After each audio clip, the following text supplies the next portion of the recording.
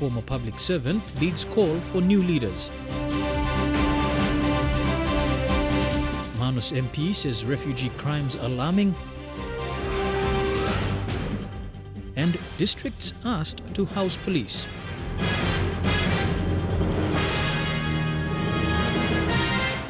This is National EMTV News with Mary Bartolo. Good evening. Thank you for joining us for Sunday's news. A former senior public servant says Papua New Guinea needs to have new leaders to chart a way forward and be developed. Dr. Peter Kora says Papua New Guinea's elite generation must become leaders. Kora said his party, the PNG Socialist Party, aims to partner with young, vibrant candidates to be voted into parliament and become decision makers. Speaking to MTV recently, Dr. Kora says the world is changing at a faster pace and PNG needs leaders who can think fast and improve PNG's development agenda. He says the coming election provides that opportunity for new leaders to rise. Social and economic environment, it's changing. So we need to have new ideas and new vision for this country. That's why I am saying that I'm encouraging all the young generation of this country to think aloud. As young as we are, let's have new ideas to develop this country. Despite being to the level of becoming an assistant secretary in the planning department, Dr. Kora said PNG needs a strong governing system. He says PNG Socialist Party's main goal is to achieve that through its first pillar, submission to the rule of law. Strong government, rule of law. And that's our pillar, rule of law, is that everyone must follow the law. The Prime Minister down to the T-boy, let's follow the law. And the enforcement of the law must be strong. That's what this party is talking about.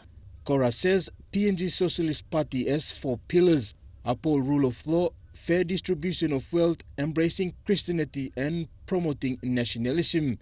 It will be a hard-fought battle for Dr. Kora to contest in the 2017 national elections, but he says the use of recycled leaders must stop. Not for this all recycled politicians to get into parliament and they think they own this parliament, they think they own the country. So young people, we don't have any future anymore now. So we got to rise up in business, we got to rise up in government and politics. Meanwhile, less than 4 days remain before the issuing of writs and for nominations to open. According to Electoral Commission, the nomination campaign and polling period dates remain the same. That is from 20th April to 8th July 2017. Jack Lapave Jr., National EMTV News. Former Prime Minister Semekere Morauta alleges that the O'Neill Dion government is taking political control of Western Province. He has called on the Western Province people to unite against the latest allegations. Semekere alleges that the Pinyang gas fields may be the subject of a takeover by Southern Highlands interests. He states royalty funds in the 100,000s CMCA and non-CMCA kept at the Oktedi Development Foundation and the Mineral Policy Department are at risk. The former Prime Minister said the proposed appointment of a new provincial administrator is a serious threat to the future of their province. He has made a series of allegations against the ruling People's National Congress Party, accusing acting governor Roy Biama of rushing to appoint. Semekere says the Western Province has only 1 MP and needs a new provincial assembly with 4 MPs after the elections. Manus MP Ronnie Knight is concerned with the increase of alleged crimes committed by refugees in Manus. Knight told MTV News more lawlessness by refugees will occur if the Australian government fails to make a bold move and be responsible for the refugees. He has also called on Minister responsible, Rimbing Pato, to deport all refugees currently on Manus Island. This is not the first time the Manus MP has expressed the need for the Australian and PNG governments to make a bold statement for the resettling of refugees kept in Manus. Knight says the delay in both governments seeking help from the world will see the negative impacts caused by refugees continue to climb. This includes serious crimes like rape. We have 2 serious cases where we have a rape of a grade 9 student and the most serious one, a 10-year-old, which was brought to light just a couple of months ago. This is just the tip of the iceberg of what's going to happen. Over 40 arrests have been made by Manus police in the past 6 months. Some include being in possession and using marijuana, consumption of homebrew and public disorder. While the PNG and Australian governments drag on decisions to settle the refugees, Knight is calling for their immediate deportation. Calling on the Foreign Minister of Papua New Guinea to deport these people back to the country of embarkation. If they got on a plane from Nauru to come here, send them back to Nauru. If they got on a plane from Christmas Island to come here, send them back to Christmas Island. Meanwhile, the Manus MP said not all serious crimes have been committed by the refugees. He said the alleged drugging and rape of a local Manus woman by 2 Australian Wilson guards is still an outstanding matter. And they escaped the very next day without police talking to them. They were never brought back, despite promises from the Australian government that they would be repatriated and they would be brought back to face charges. We're a sovereign nation and we should not be bowing down to Australia. This is Papua New Guinea. There's one law. There's no law for expats and there's no law for Papua New Guineans. MP Knight says if nothing serious is done, incidents like the recent clash in Lombrum will continue to occur. We originally were to provide the venue only, and we, for some reason, I don't know why, we adopted the problem. This is not our problem. This is an Australian problem. Jack Lapave, Junior National, EMTV News. Police in Manus will conduct a separate investigation into the recent Lombrum incident. Manus Provincial Police Commander, Inspector David Yapu, said the situation is quiet but tense. Yapu said the amount of damage caused is unknown. However, refugees were treated with minor injuries. In a separate media statement, the PNG Defence Force Chief of Staff, Colonel Raymond Numa, said his officers will cooperate with police to establish the cause of the incident and hold those responsible. Meanwhile, Manus MP Ronnie Knight says the incident would have escalated if it had happened in town. It was very lucky this incident happened at Lombrum. If it had happened in Lorengau town and the locals had got involved, there would have been many deaths. It was just lucky that they were in an area where they could be confined into a secure fencing area, and many of them were protected. If it was on the streets in Lorengau, there would have been many deaths already. The situation is not good in Manus at the moment. We appreciate what Australia has done for us, and we appreciate what we've got out of it. It's not what we wanted. We wanted much, much more for this, but Papua New Guinea got the best of it. The Provincial Police Commander for Morobe has called on districts to assist police by providing accommodation. PPC Augustine Wampe said if districts provide housing, more police can be placed in potential hotspots. Wampe was speaking at the opening of police housing in Mumeng. It's a small addition to the resources needed by the Royal Papua New Guinea Constabulary, but one welcomed by the Provincial Police Command. A police commander's house and single quarters for recruits. The project paid for with funds owed to the Bulolo district from last year. When you look at kind of assistance, we must go back to the district.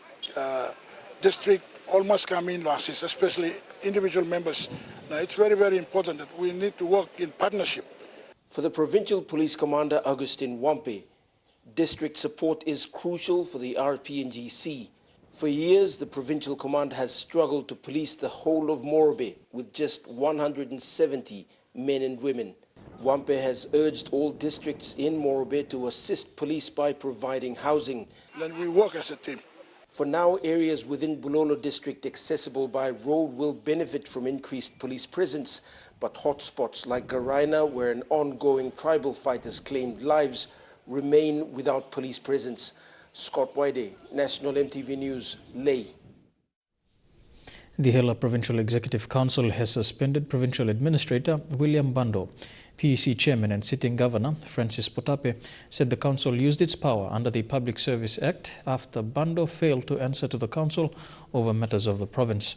Bando's suspension will be for 3 months, pending investigation. Bando was served the suspension letter today before boarding for Port Moresby. Governor Potape says a report is with Public Service Minister and warned all public servants to be responsible. The Hela PEC made this unanimous decision yesterday in Tari.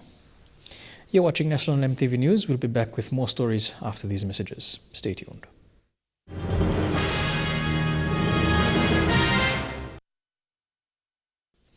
Welcome back to National MTV News. 13 Easter babies were born at Buka General Hospital on this special occasion of Christianity, suffering, death and resurrection of our Lord and Saviour, Jesus Christ. According to medical staff at the maternity ward of the Buka General Hospital, the number of babies born during Easter has decreased, which may be attributed to more family planning awareness conducted by the community health workers in communities.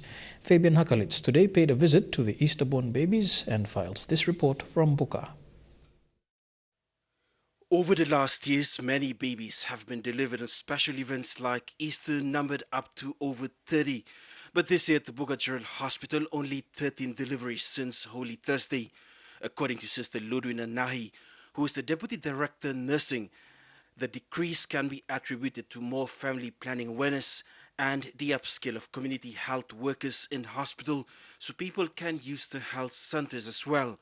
And for the mothers, they choose to go to the health facility where there are equipment available and there should be resourceful people around. It was bundles of joy for families celebrating Easter with new members welcomed into their families. Among them are twins from Buka Island. 2 through surgery, that was through cesarean section, and 11 normal deliveries here at the birthing center. Sister Nahi thanked the hardworking medical staff all around the nation for assisting in the safe delivery of babies this Easter. In Buka, Fabian Haklitz, National MTV News. Saingi Community School is looking to better their student learning in the middle of the Sepik Plains. The school is located in Bima village and recently opened a double classroom. Adelaide Sirox Curry with this report from the Sepik Plains. Smack dead in the Sepik Plains, the Saingi Community School classrooms are mostly made of bush materials or semi-permanent. But the school recently opened that new 2-double classroom. Head teacher John Biok said this would improve learning standards. This classroom, education classroom by boosting standard learning standard, me believe. While the school has a population of 99 students, most live in villages some kilometers away from the school. Minister, thank you long. Building. And not only the building, I'm making all Shia Mibla too. 60 plus Shia, I'm making Mibla. Now it's not inside. The classrooms were funded under the SIP funds from Yanguru Associate District, with the school grateful for the districts in recognizing the need for the school. Because suppose you got big work in the civic plane. You play line here must get 7 and you play it must work local company. And big thing. No classroom, no hardly looks in Savannah. Finding employment, go along higher institution of learning, you look at my volcano. MP Richard Maru said education was key for the people in the Sepik Plain because the local people will be employed in the companies investing in the Sepik Special Economic Zone. He committed another 100,000 kina for the teachers' houses and asked the community to keep supporting the school by helping them build the houses and classroom. The school has elementary and primary students enrolled and was established in 1989.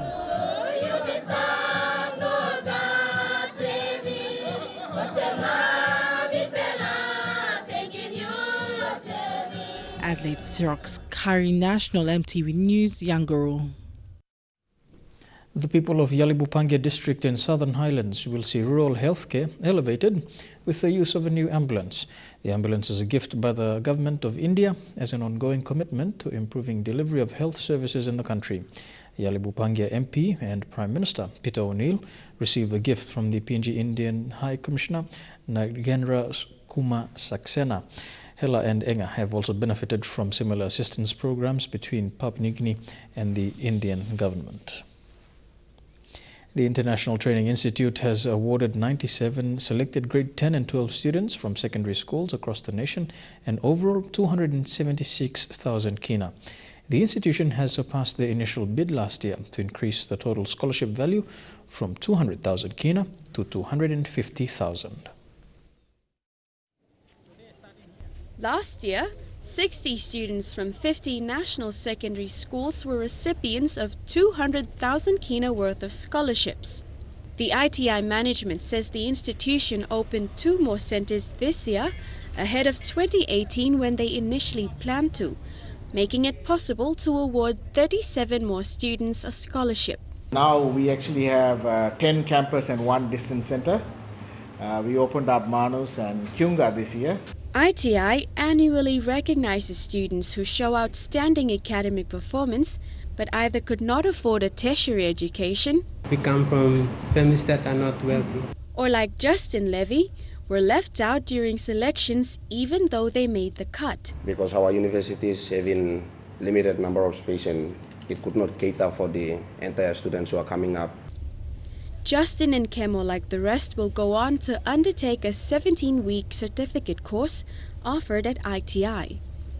The institution plans to open more centers across PNG in order to expand in their determination to give back to society. We believe in community obligation, like we do sponsorship for soccer, we do sponsorship for cricket, we do give scholarships. So we want to do more of those because ultimately helping the community, and that's what one of our major aim is. This year the bulk of the 97 selected students came from Port Moresby schools, 43 students in total, followed by 20 students from Lae and 7 from Mount Hagen. An average of 5 students were selected to study in other provincial centers, with the exception of the 2 who were selected to study at their latest center in Kyunga. Melissa Gaviro, National MTV News. You're watching National MTV News. Stories making headlines overseas. When we return, stay tuned.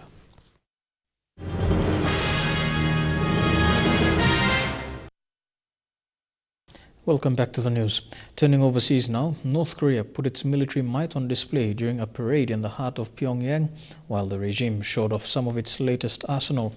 Pictures on state television showed thousands of soldiers marching in formation alongside tanks, balloons, and enormous crowds. No nuclear test on the Day of the Sun, North Korea's most important holiday, but you have seen a show of force of a very different kind. You can see North Korean citizens are out here right now.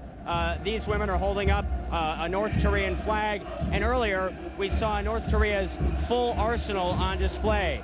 There were Scud missiles, there were submarine-launched ballistic missiles, there were land-based missiles that can be launched from a mobile launcher, and at the very end we saw North Korean intercontinental ballistic missiles. We know that North Korean leader Kim Jong-un's goal is to develop an intercontinental ballistic missile with a nuclear warhead capable of reaching the mainland United States. And while analysts say they may not be there just yet, parades like this are certainly evidence that they continue to make progress, faster progress than many experts had predicted. A lot of people thought there might be a nuclear test today on this important holiday or in the lead up to it. However, it seems as if the North Koreans are holding off on the nuclear test for now, but I have received information that a special operations exercise, a military exercise earlier this week when commandos were jumping out of airplanes, that was an exercise in direct response to tweets from President Trump talking about North Korea and urging China to solve the North Korea problem, as he put it. But we also know that there's a USS Carl Vinson carrier strike group, 60 planes, submarines equipped with nuclear missiles, and a 97,000-ton aircraft carrier, all designed to send a message of deterrence to the North Koreans, telling them not to engage in provocative behavior such as another missile launch or a nuclear test. But the atmosphere out here, as the North Koreans would put it, is a single-hearted determination to fight against the United States, because their country has told them all of their lives that they are under the imminent threat of invasion. And so you have a lot of these civilians out here, perhaps not many of these women, but you have a lot of the men in the crowd here who have a military background, who have told us repeatedly that if there were to be a war with the United States, they would leave their jobs, put their uniforms back on, and fight. So this is what North Korea is saying, that they are being underestimated by the world, and they put on these supersized displays to try to prove to the world that they are here to stay, and they're going to move forward on the road of their choosing, even if that road is a path to nuclearization that many others, including the United States, feel is a dangerous and destructive path. An attempted missile launch by North Korea failed today. US and South Korean defense officials are aware. The attempted launch occurred a day after the regime of Kim Jong-un showed off a bevy of new missiles and launches at a large-scale military parade on its most important holiday. The U.S. response is brief. It is strong. I want to read it to you. It is simple as well. A statement by the Secretary of Defense, Jim Manus, on North Korea missile tests. The statement simply saying the president and his military team are aware of North Korea's most recent unsuccessful missile launch. The president has no further comment. We also got some information from a senior administration official saying that the vice president and the president had spoken while the vice president was in the air on his way to South Korea about the missile launch, confirming the missile launch about an hour after leaving Anchorage, Alaska, that had also occurred. Another U.S. official saying that the response would be low-key, to not give too much attention to this provocation by North Korea, that this is a very intentional strategy. Having said that, the last 24 hours, the White House, of course, very much aware, on alert of any type of activity from North Korea. The president here at Mar-a-Lago with his team, his deputy national security advisor, KT McFarland, giving him those updates in the United States, very intentionally downplaying this significance. All of this, of course, at the same time that Pence is on his way to the region, making those meetings with the acting president of South Korea even more relevant and even more urgent. China remains calm as North Korea tensions escalate after a failed missile launch. China is urging restraint from the US and others from dealing with the regime. The country is calling for more negotiations between the US and North Korea. It's very consistent in the way that it responds every single time there is a missile test from North Korea, every time there is a nuclear test from North Korea. China pretty much routinely condemns it. It says that these kind of actions are illegal under international law, and it urges the Kim Jong-un regime to stop doing these kind of things. But it is also very much consistent in its messaging to the United States, in that the kind of actions the United States military takes each year with these annual drills that it conducts with the military from South Korea, that is also a provocation in its own right. And so the consistent message from China is that the only way that there can be lasting peace on the Korean Peninsula and to scale back from this increasing tension is for both the United States and the Kim Jong-un regime to sit down and begin direct negotiations. And China has noticed these increasing tensions. We've heard even just within the last few days from the foreign minister, Wang Yi, who was giving a press conference, who said, look, that the conflict on the Korean Peninsula could break out at any moment, and both sides, meaning the United States and North Korea, really need to calm down, decrease the rhetoric, and try and get back to the negotiating table. So China very consistent in its positions when it comes to tests like this from North Korea, but they also are very swift to say the United States has a role to play in this as well. About 100 people were killed in a car bomb explosion targeting pro-regime evacuees leaving besieged Syrian towns. The blast, which struck buses of people who were leaving their towns as part of a rebel regime swap, also injured 55 others in Rashidin, a suburb of Aleppo in northwestern Syria, according to Syria Civil Defense, also known as the White Helmets. Of bodies recovered from this scene. Absolute carnage. Pictures posted on social media. Syrian state television. Very hard to see, frankly. People torn apart in their seats on these buses. They had hoped perhaps this was a journey on the way to a moment of respite. Let me give you the context as to why these evacuation buses were quite so important. The ones attacked were leaving two towns on the north of Syria, Foua and Kefraya. Now, these are full of regime sympathizers, but were in a rebel-held province of Idlib and besieged, had been for months, years.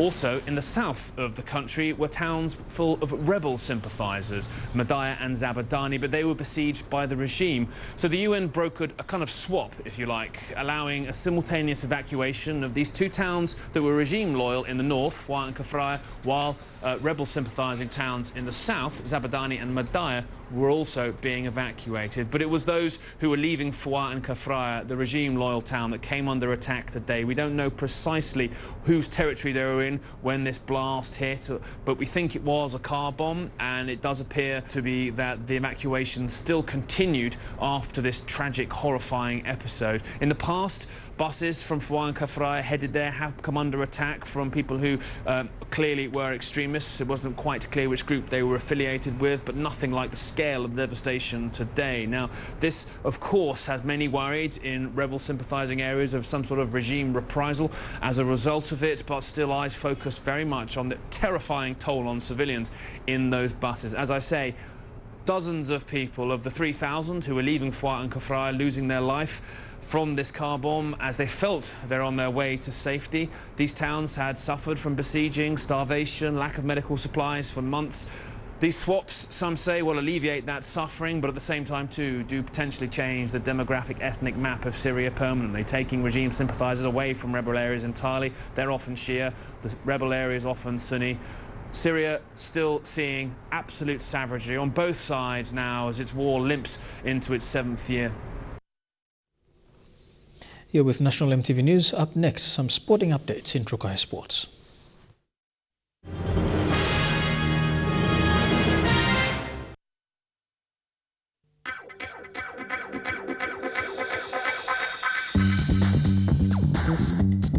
Trukai Sports.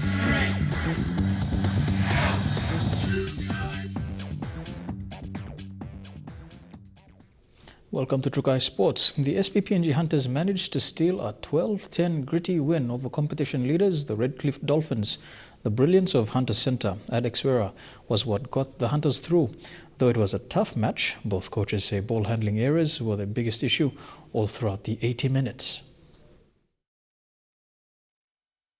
Too many errors all throughout the game. First half, second half. So I think we dropped 8 balls in the first half. And then again, we didn't complete our sets well. Our kicking game wasn't right, so there's a lot of things we have to take out of this game. Even though I think we defended well all throughout the game. So Redcliffe, we knew we're going to be tough at home. So but at the end, it's good to get over the line at the end there, so with a 2-point win. So yeah. Our scoreline made it exciting. I know from a coach's point of view, it wasn't a real flash game. The scoreline made it exciting, but I think as far as standards go, it's a bit off the pace.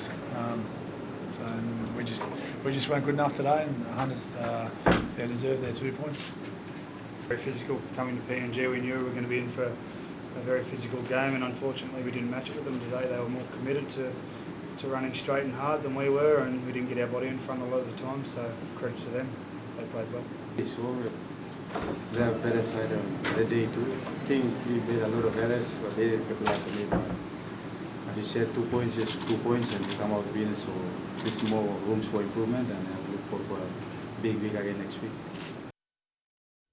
To football, PNG men's national coach Fleming Seritslev believes Papua New Guinea may find themselves in the final stage of the OFC World Cup qualifying campaign against New Zealand. Wary of the Solomon Islands, Seritslev is of the positive opinion that he will have the full complement of his squad, which includes his overseas-based players. Kusuga Komolong, I'm 18 years old, and one of the goalkeepers in the PNG couples, along with 2 of my older brothers. For Kusuga Komolong, the chance to play for Papua New Guinea was in the most unlikely of circumstances.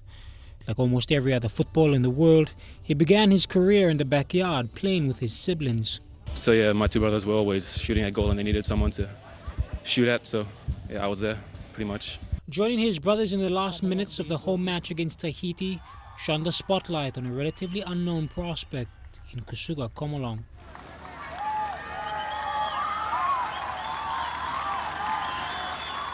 Unlike both his older siblings in Alwyn and Felix, he had no prior international experience, but he's hoping to make the most of his opportunity should it next arrive. Well, to be honest, it was pretty lucky that I got into the camp.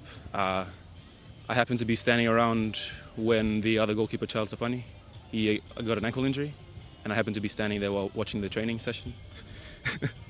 Papua New Guinea's next match will be against the Solomon Islands in June. and he is determined to put his head down for a spot on Flemin Siritzlev's squad. If I were to take the field, I don't know, there'd be heaps of pressure on me. I guess from now until then, I have to train hard, put my head down, get as good as I need to be, get mentally prepared as well. But yeah, to play against them at Honiara would be a lot of pressure, but I reckon with the team we have, we're more than capable of taking them on with confidence and getting a good result. The next training camp scheduled for PNG is in May.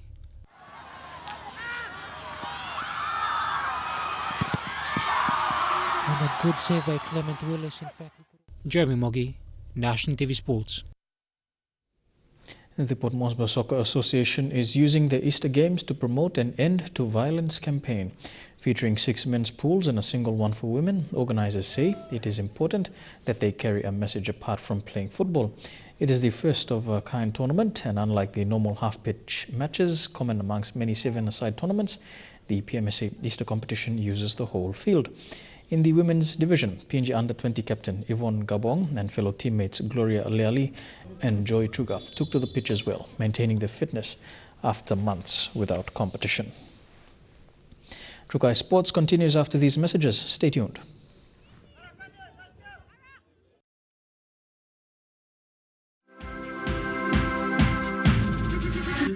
Trukai Sports. Welcome back to Trukai Sports.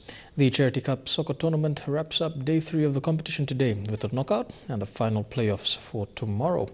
Tournament coordinator Sione Kami Jr. said a total of 88 teams took part in the competition with over 100 games played each day.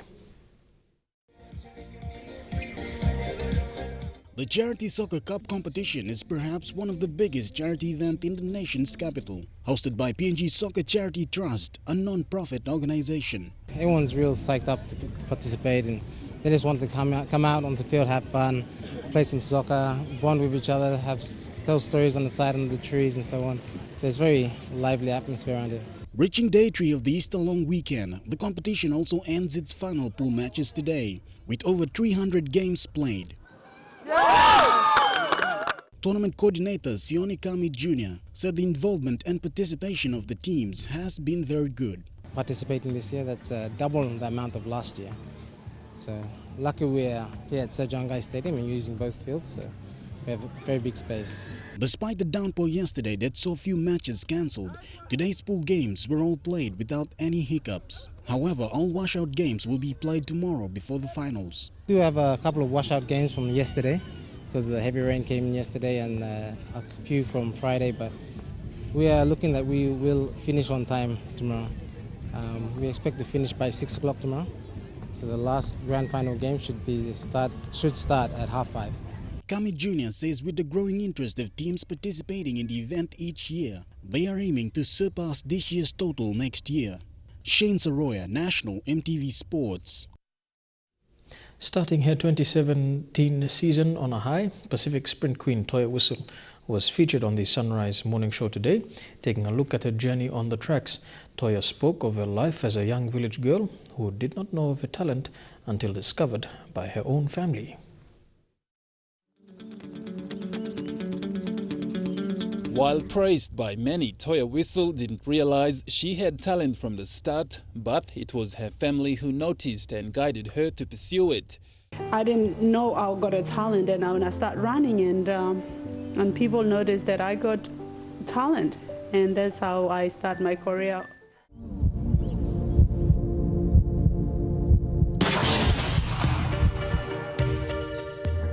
So for me, it took me 10 years to where I'm in, it's just little things, you need to put them all in together.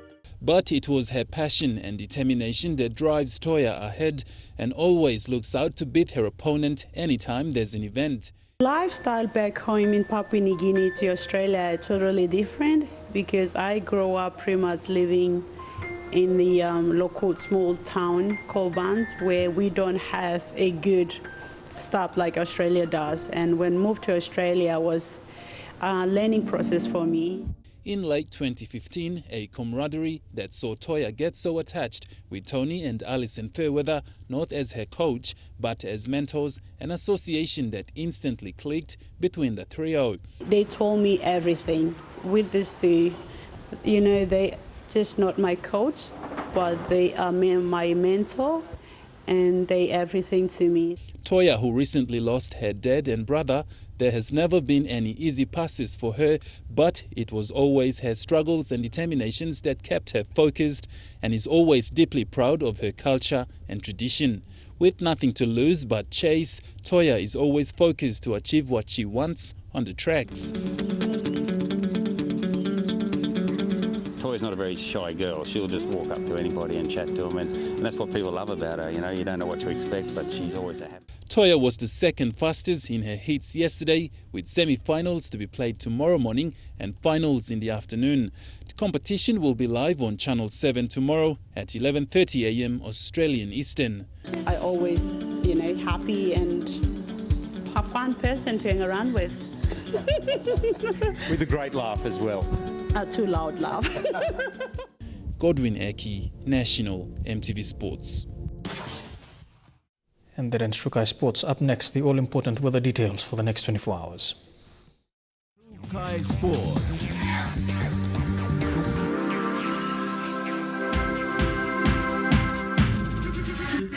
True Kai Sports.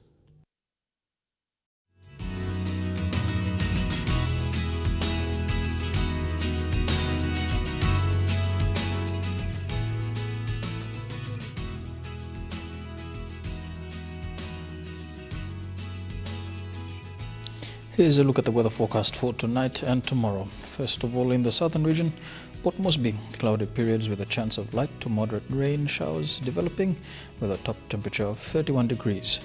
Daru and Alotau, overcast with some showers and thunderstorms occurring with a top of 31 as well. Kerema, cloudy periods with a chance of shower or two developing.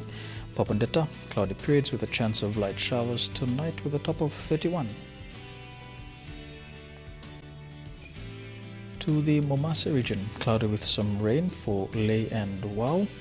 Medang, cloudy periods with a chance of light showers tonight.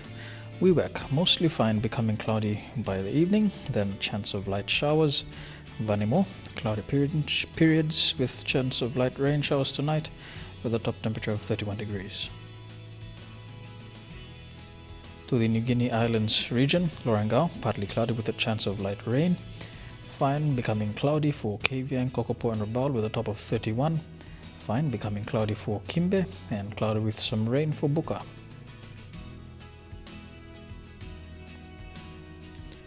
And in the Highlands region, Mount Hagen, Goroka, Kundiawa, Mendi and Wabeg, all these major centers can expect cloudy periods with a chance of a shower or two with morning fog developing.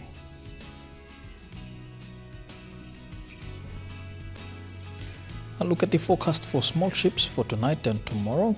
There is no warning current. Waters of southern PNG Indonesian border through Torres Strait and Daru to Kiwai Island, to Kerema, to Yule Island, to Hood Point, Samarai Island, and with waters of eastern and western Milne Bay Islands, seas 1.5 to 2.5 meters. Waters of Samarai Island to Cape Vogel to Finschhafen, with waters of Finschhafen through Vitia Strait, Dampier Strait, including Siasi Islands to Long Island to Medang, and with waters of Medang to Bogia, Wewak, Aitape, Vanimo, and the northern PNG Indonesian border, with waters of Manus and its western group of islands, and waters of New Ireland to east and west New Britain and Bougainville, seas 0.5 to 1.5 meters.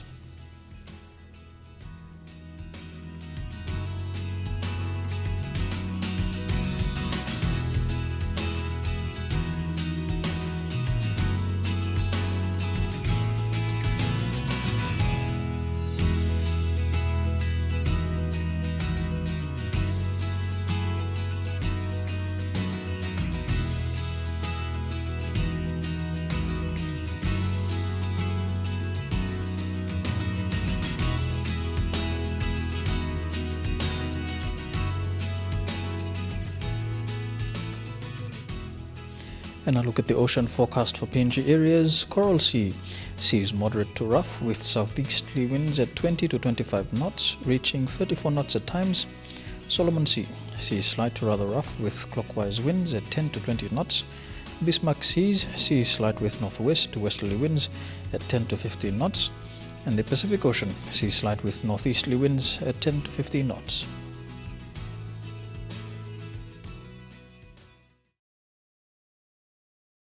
The weather details are proudly brought to you by Dulux Weather Shield. Worth doing with Dulux. Before we go, a recap of our main stories again. Call for new leaders to be elected. Manus MP says refugee crimes alarming. And districts asked to house police. And that has been the news, sports and weather for tonight, Sunday the 16th of April 2017. On behalf of the news team, pleasant viewing. Good night.